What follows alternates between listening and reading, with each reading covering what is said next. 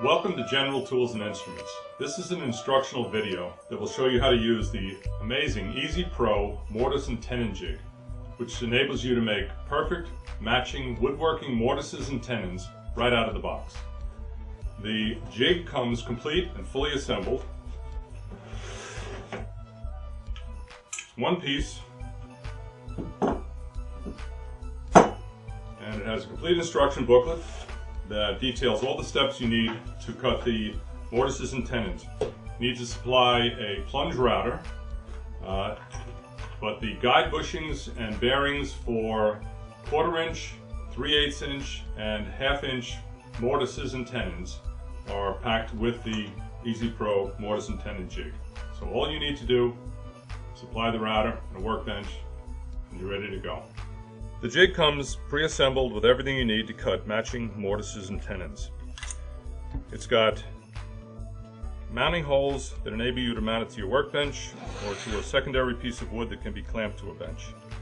It's got a centering bar which lets you position stock from 1/2 inch to 1.5 inches thick in the jig. And it's got face clamps that lock the stock in place. Very quick, very easy. On the face of the clamp, you've got templates for both the mortise and the tenon. These adjustable templates have a positioning rule on each that the numbers correspond to 1 inch, 2 inch to 3 inch width mortises and tenons, and they line up with these alignment marks and tighten down with an Allen key. You tighten them in place, and you know how big your mortise and tenon is going to be, and that sets it up. There are arrows that indicate the direction of the router travel and the cut. Positioning bars swing into place and enable you to position the stock at the correct height and center it in place using these positioning notches and the centering marks on the jig. For the router, you're also provided in the kit with the guide bushing assembly and 3 different size guide bushings, one for a 1/4 inch, one for 3/8 of an inch, and one for a 1/2 inch mortise and tenon. The 1/4 inch bit you use for all of your mortising, no matter what size, because this bit fits just perfectly into the mortise slot. That's the one bit you use for that.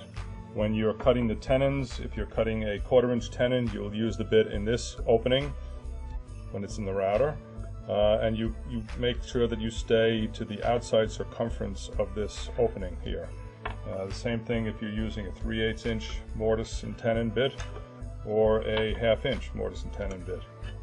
But in every case, you'll be using the 1/4 inch bit to make the mortises. So in a moment we'll show just how to install the mortise and tenon guide bearing assembly into the router. You also get an upcut spiral bit that will enable you to make 1/4 inch mortises, and a centering pin for locking the guide bearing assembly in your router, and a wrench.